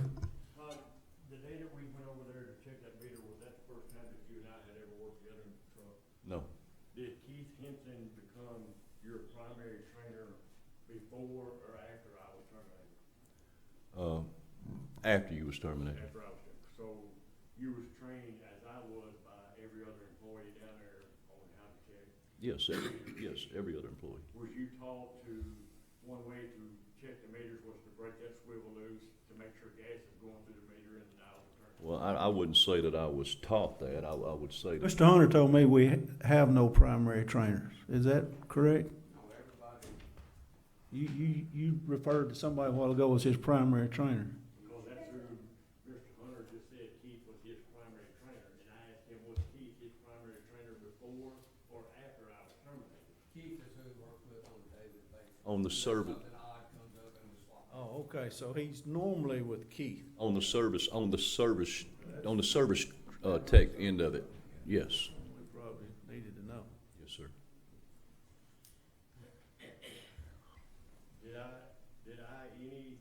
At any time that you and I were checking that meter, did I ever make a statement to you, Todd, we can't get this meter, we're not gonna check it, we get the truck to leave, did I ever make that statement? No, that statement was never made whatsoever, no. So you and I got out of the truck, broke the swivel loose, made sure that out the turn, we tightened the swivel back up, we soaked it down to make sure there was no leaks, we got in the truck, left, went to the next job. That was basically what we did. Yes, that's exactly what we did. Did I tell you to, whatever, did I tell you anything to write down on that ticket, or did you take it upon yourself to write on the ticket? No, I'm assuming that, you was trusting in me that I had been doing this 10 months and that I was documenting everything correctly. And I didn't. It was my fault. You wrote on the ticket, dial and meter okay. Yes, sir. Take the dial off, spin it 50 times and watch the number flip over. No, sir, I didn't. No, sir, I didn't. Dial was not checked. No, sir, I didn't do that. Did you take all that off with your finger on the wiggle tail, hold back pressure against it? Yes, sir. The meter turns around 3 or 4 times there, just to make sure you didn't slip a gear, miss a tooth on a gear. Right, we did not do that. No, sir. Not checked. Ticket was turned in, meter and dial checked, neither were checked. How can superintendents not train employees? And you guys rely on these guys to train each other, and they're not trained properly. You have said that numerous times today. Ma'am, if you want to talk, please come up here and identify yourself if you want to. I will. Okay. Any other questions? Any questions, Todd? Okay. I don't have any questions for Todd. No, I don't. Okay, thanks, Todd. Thank you. Thank you. very much.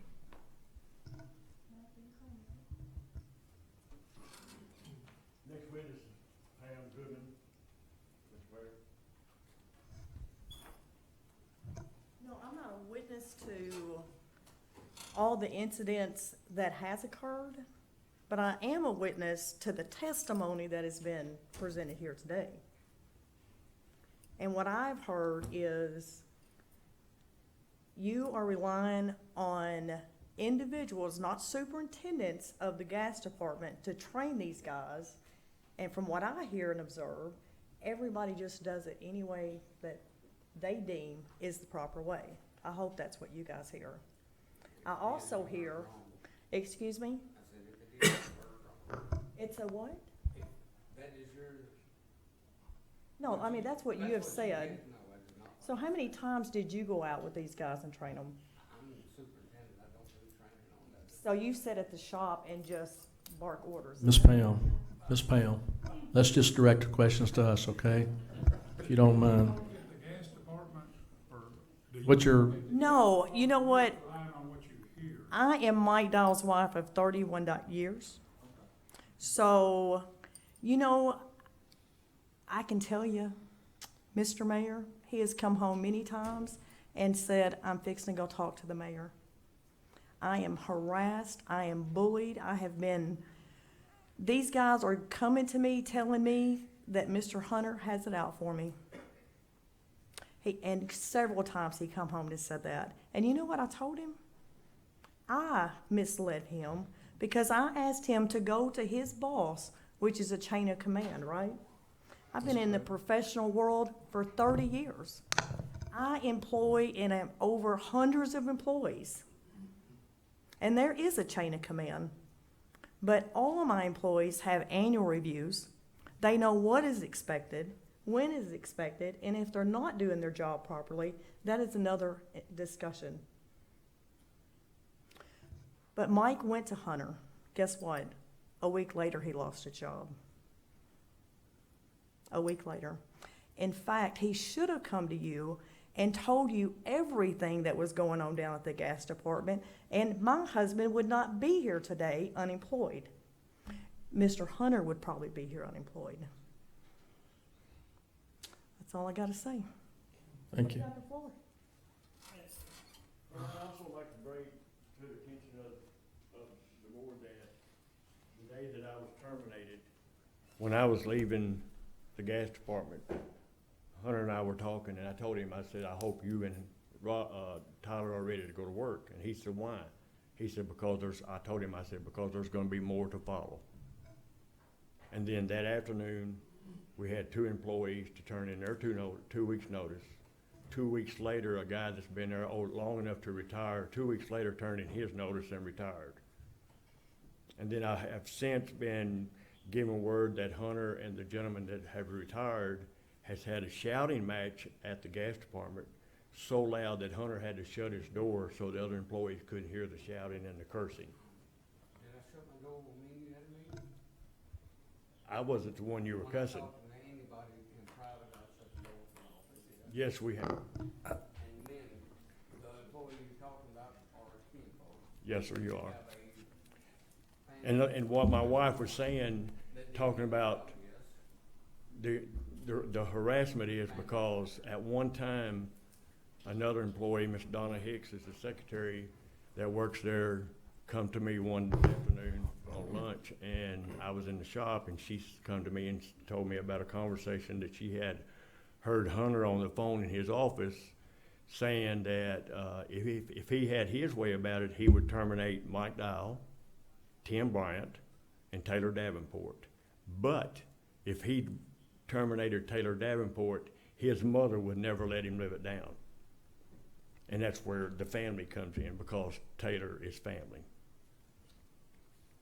And then probably weeks Hey, later. Mike, let me stop if I can. I don't know that that's relevant to what we're here discussing. Quite honestly, that's all hearsay, to be honest with you. Certainly, I appreciate everybody's comments. I wish somebody would have come talk to me if there was such a problem as I this. did go to my wife several times, Mr. Mayor. I understand that, okay? My door's always open at City Hall, brother. I know that. I've That's right, always known that. okay. Any other questions of anybody, or? One more question, Mr. Hunter. You say you've been doing this 4.5 years? As superintendent? As superintendent, how many people have you terminated? I don't know the exact number, maybe 3. We've had some poor attendance, we've had guys sit on the cell phone in front of residents for an hour and a half one day. Can't remember exact all of them, but Okay. nobody's been terminated that didn't buy the handbook required. I have one more comment, Mr. Mayor. Come up here so we can all hear you, please. I just want to remind the board that Come up here. Because this is being recorded, we want everybody to be able to hear. I just want to remind everybody that I didn't falsify nothing. I didn't sign nothing. I didn't put my initials on nothing, and there was no intentional falsifying on my behalf. Thank you. Thank you. Any other questions of the board? This is missing, go ahead, ladies first. Just, we were gonna, in response to Mr. Dial, just to provide just kind of a quick summary of where we're at. Is this? Mr. Dial was terminated for intentional falsification of records. The only possible outcome Mr. Hunter had under the handbook was termination. And he determined that based upon the report that was submitted that said the meter and dial were okay, that report to the city was falsified based upon conversations Mr. Hammett had with Mr. Dial, where he said, yeah, I took the firefly off and put it back on. Yes, we checked it. And then upon his discovery that, well, no, it wasn't properly checked, when Mr. Hammett called Mr. Dial back out to the location at Farrell Street and said, look, here's what you guys did. And Mr. Dial said, well, we're not the only people who were doing that.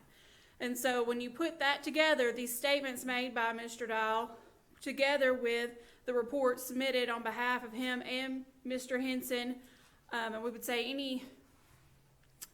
we're just focusing on Mr. Dial today. If there's some action for Mr. Henson, that's a separate issue. They don't really, they're separate.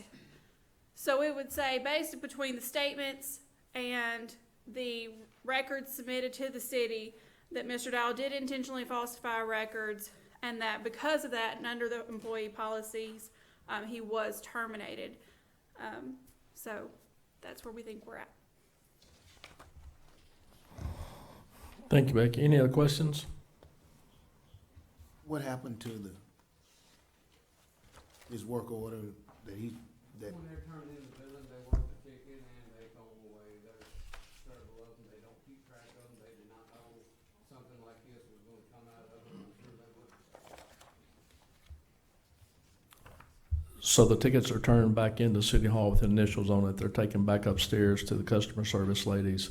They input that information in the computer as far as what the determination was of the customer service folks going out, and that ticket is created from the computer. That's standard practice. They say every one of these tickets, you have to rent a warehouse somewhere. well, I had to save a bunch of them when I was handling this one. You got one, I got one, and the computer got one. So there would be no question about whether I signed it or he signed it or somebody screwed something out on it. I don't think there's a question of this ticket per se and who worked it. I don't think. Are you can I make a comment? Yes, sir. When I came in here, my intention was to terminate him. But after listening to this, Ms. Christine, y'all did a good job. Y'all did a good job. You did with the information that you had, you did a good job, I think. Thank you, Mr. Baltimore. Yeah, and as personnel director and human resource director over the years, we've had these go on. But I think it was some sloppy work there. The whole department is sloppy because of the way things are going. And with the other, I can't think of his name. Mr.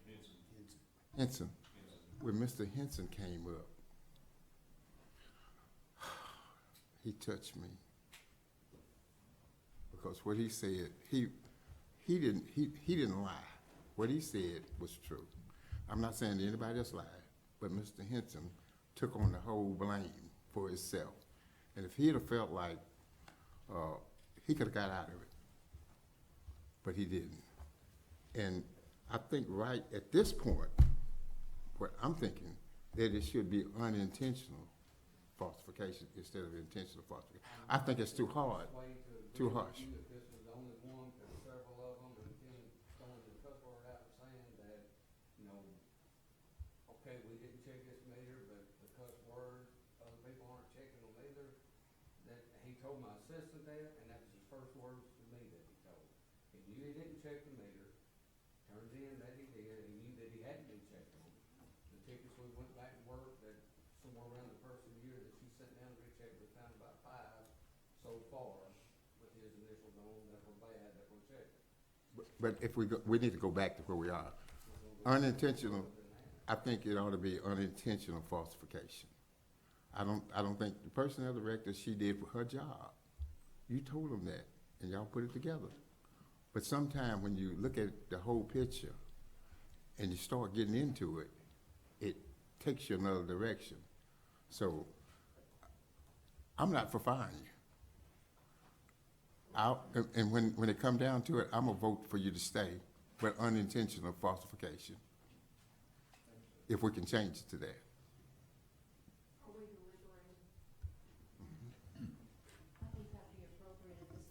I believe we are. Before we do that, can I ask Ms. Sue, I'm sorry, Ms. Sue, I should have asked you when he was up here. One question. City policy, was Mr. Dial responsible for that ticket because he was a senior member? Is that the Yes, city sir. policy? He was the trainer. Mr. Henson was the trainee. Okay, So thank you. Mr. Dow was responsible for the whole. But remember past practices. Thank you. Past practices. They've Thank you, done Ms. it that Sue. way. Thank you.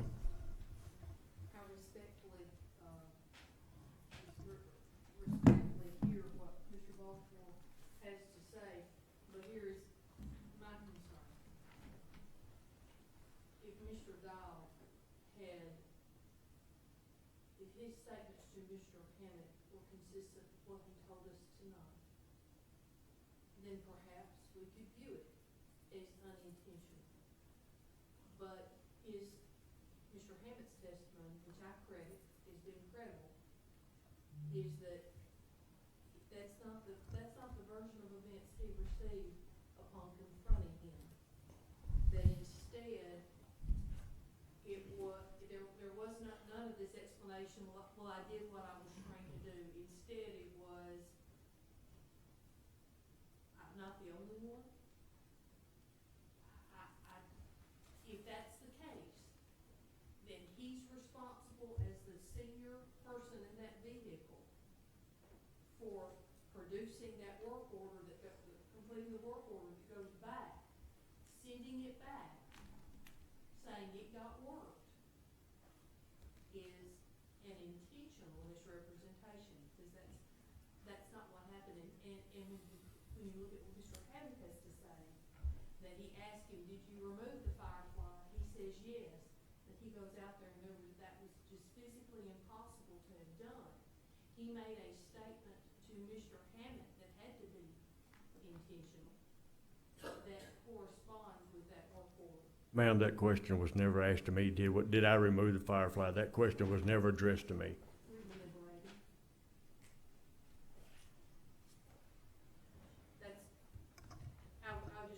That's my position for the rest of the board. I look forward to hearing what you have to say. Are you talk, is it Dennis? All the way? No. You don't have anything? There was company policy that was not followed here. For sure. Mr. Dow, you admitted that you made a mistake by not checking the ticket, correct? I never made that statement saying I didn't check the ticket. Or you said you wished you had it. If you'd known what was gonna take place tonight, you would have checked the ticket. Did I not hear you say that? I said, I wish we could have been able to check it thoroughly. I wish we could have took the firefly off, but the trailer and utility trailer was in the way. That's the only way we couldn't check it thoroughly. Breaking the swivel loose, watching the dials turn to make sure they're turning. To me, that's one of two ways I was trained to check the meter. And everybody does it. I get so sick of hearing that every day. I just, I hear that every day. Everybody does it. That doesn't make it right. I mean, there's big loopholes here on both sides. I mean, y'all got to change the policies. I think you know that, Mr. Hunter. I think you're working on that. I hope you are anyway. But from what, from just what's been said tonight, there was policy that was not followed. And you being the senior member, But the policy doesn't say anything about senior members. Ms. Sue just spoke to that it did. I mean, it doesn't say it in this rule. I think any It job doesn't you say go anything through, if you about got senior- somebody that's been there several years and somebody that has just started, the person that's been there for years is considered a senior member on that job site. And you don't expect been there somebody with a few months Can I ask to a, have the knowledge of somebody that's been there several years have. can I ask a point of clarification? Not typically, not act like a judge, but we're in deliberation, right? So that means we don't talk anymore, we deliberate, the testimony's over with? With ourselves. Okay, all right. Okay, thank you. I didn't mean to interrupt you, I'm sorry.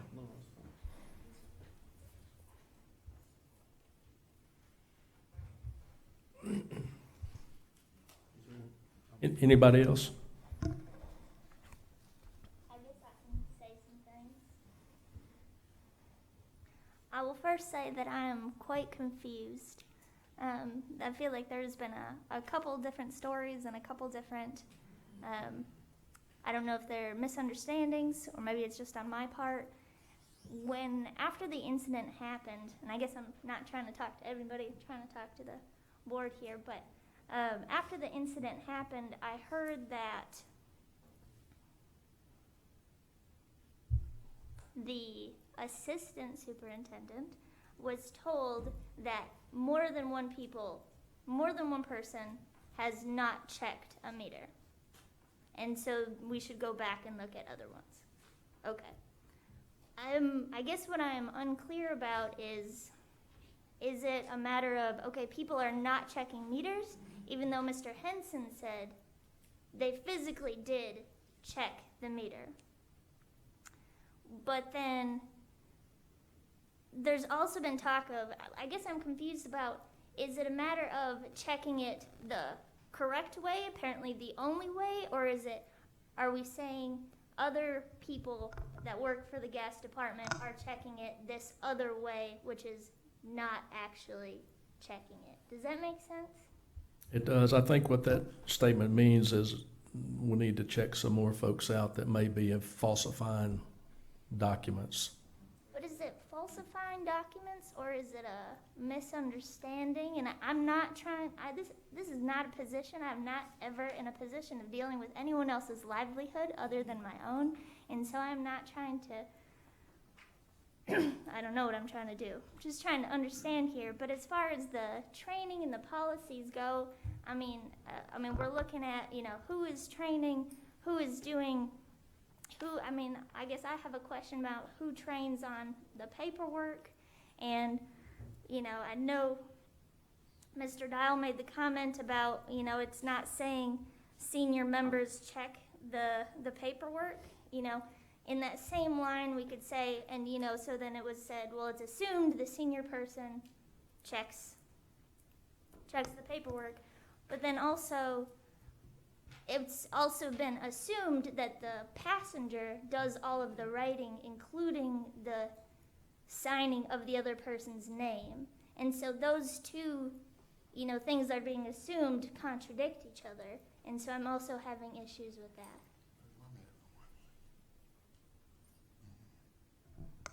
Okay. Anybody else? What we do tonight will determine the livelihood of his family. And if we don't make the right decision,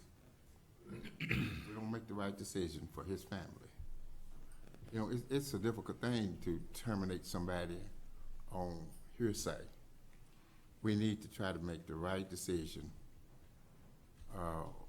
for his family and him. Now, I'm not saying the lawyers did a good job. Now, I'm telling you, y'all did a good job. Your presentation was good.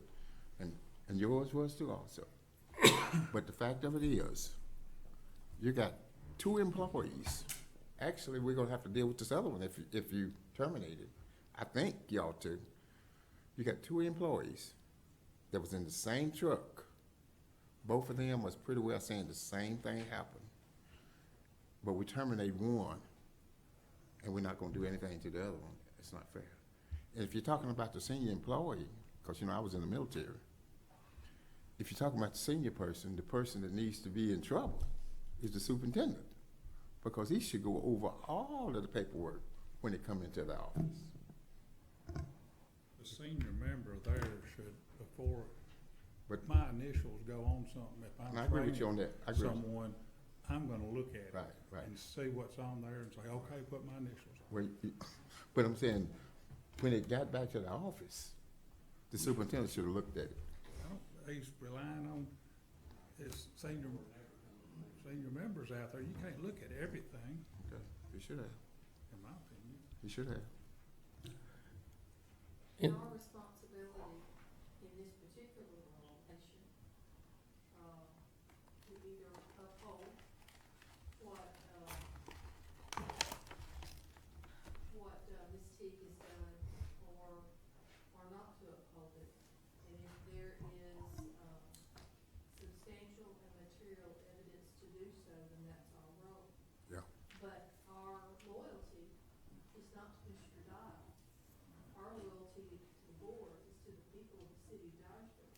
And the reason we've heard that you have such a draconian policy of dismissal is because it impacts not only the financial welfare of the city and this department, but it is a safety issue in this regard. And this policy city of Dyersburg gas department, it applies across the board. If we cannot rely upon the documents that employees and city personnel create, then we, are creating creating a whirlwind, a storm, of difficulties that impact us not only financially and legally, but impact safety. And that's where our loyalty lies. Am I correct in saying that when Mr. Niles called in, he said he didn't check it? Did I hear that? I think that's what I understood.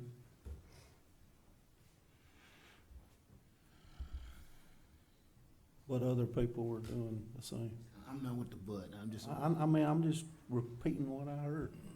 I'm not with the but. And I know that, Copy the ticket evident, because in my mind, he never looked at the ticket. So he didn't know what was on it. He was Right, wanting to copy the right, ticket to see right. what was on it. Right. I would have looked at it if I was training someone and said, okay, put my initials on it. I agree with you. I agree with you Or on I that. don't agree with you. Do not put my initials on it. You need to change this word. I agree with you on that part. Any other comments, any other deliberation? So at this point, to the attorneys, let me look at the, hang on. Voting on it.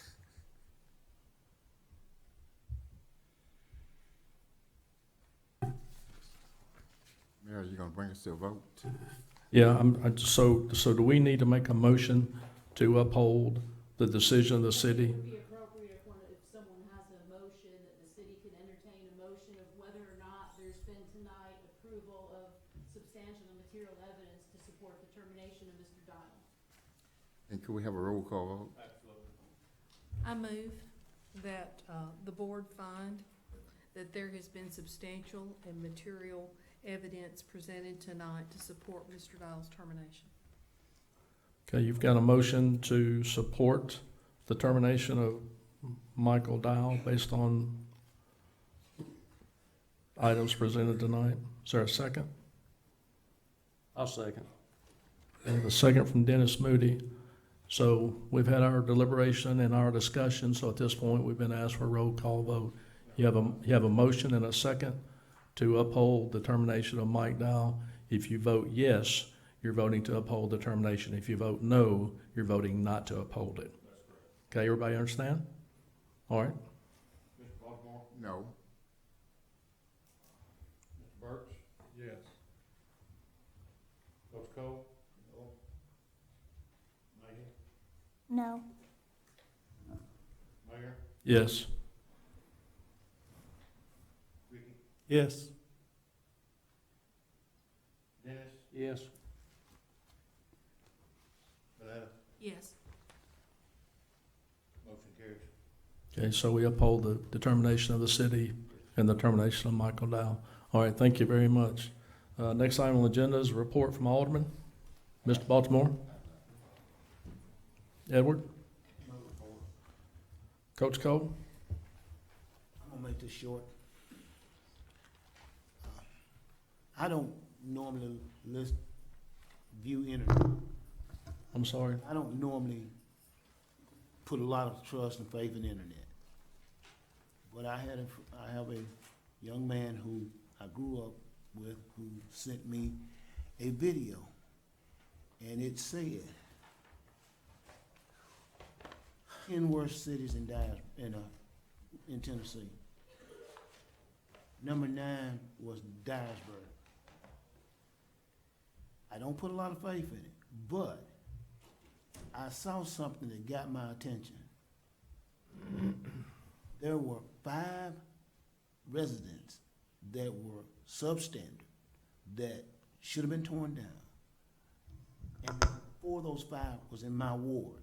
So what I'm saying here to the board is that if we want to build Dyersburg, we got to do something. And it's not all talk. If you're gonna tear down a house, tear them down. Go ahead. If you're gonna improve the roads, improve them. I asked somebody, if I'm gonna build a house, don't I need a permit? Do I need a permit if I'm gonna add a room in a substantial house? And that's what's going on. I've had complaints from people in my ward that says, homeowners say, I pay city taxes, I pay county taxes. I can't get my garbage picked up on a regular basis. I can't get the tree limbs taken off the curb on a regular basis. If you put these rules and stipulations on me, then, and I follow them, and you don't do your job, and it takes 2 weeks or 3 weeks to get a field cut, then something's wrong. 2 or 3 weeks to do what now? To get a field cut. Mr. Mayor, I promise you, and I'm upset because we didn't have a street meeting. I promise you, we've had this discussion about curves and gutters and lots. There is, and it got cut today, and I don't know who did it, but my wife is 5'1", and grass was over her thighs. And I know it's been 3 weeks because I looked at it. Okay. Where was it? Because I don't know what you're talking about. On Upper Fender Road. Okay.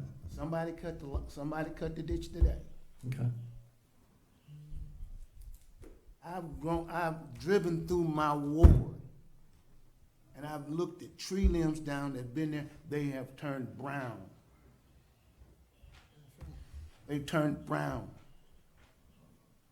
which means they've been there.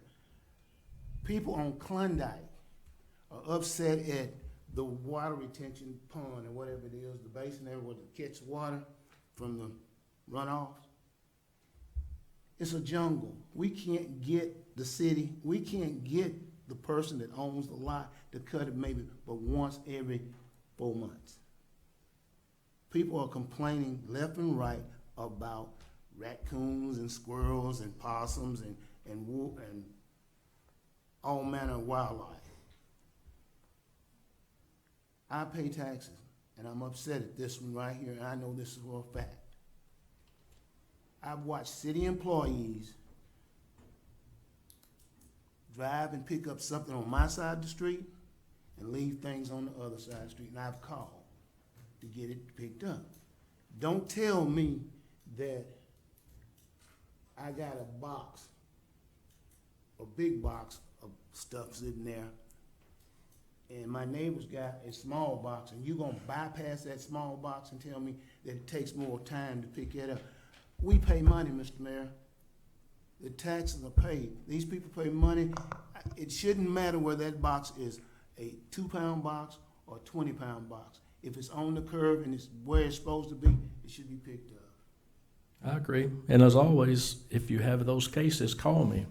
You said this 2 weeks ago. You hadn't called me yet about anything, but please do. I've been running. Okay. I've been documenting. Okay. I'm gonna lay it on you. Sure.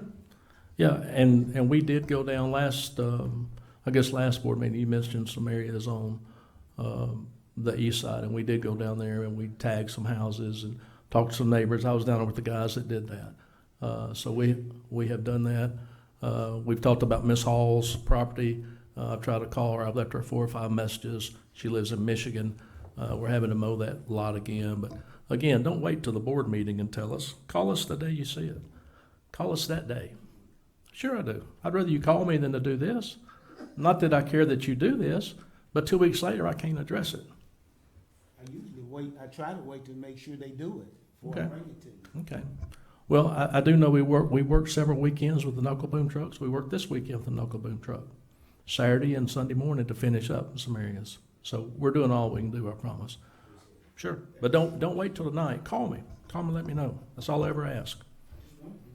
They didn't have a meeting. I'm waiting on the chairman to ask me to have one. I can tell you about that, Willie. We've talked about that. That is fixing to happen. It's no excuse that I'm real busy and the chairman is real busy right now, but it is going to happen soon. I can promise you. I'll be old and dead. All right. Thank you, Coach Cole. Megan? I didn't initially have anything to report. I just want to say that after this evening, I can only hope that we can put, policies in place and make sure that everyone is on the same page and we can do better moving forward. Thank you. Okay, thank you. Ricky? No report. Dennis? No report. Vanetta? Let me mention two or three things. The first thing I'd like to mention is that we recognized yesterday was D-Day that occurred June 6, 1944. We have a resident in our community by the name of Jack Claiborne that was 19 years old that stormed the beaches as part of the Allied forces of Normandy. I talked to Jack yesterday. He's 96 years old. He's still going strong. There's less than 1,000 World War II veterans, or less than 1,000 people that stormed the beach in Normandy 77 years ago yesterday. So we are proud of Jack Claiborne and what he means to this community. So I just want to mention that. Also, the farmers market opens this Saturday, June 12th. And then many of you know that Sergeant Stan Langley is having some medical issues that he's dealing with. And there's a lunch benefit for him on Friday, June 18th at the downtown storm shelter from 11 to 1. I would ask that you support him and show up and work and do what you can to support Sergeant Langley. Anything else?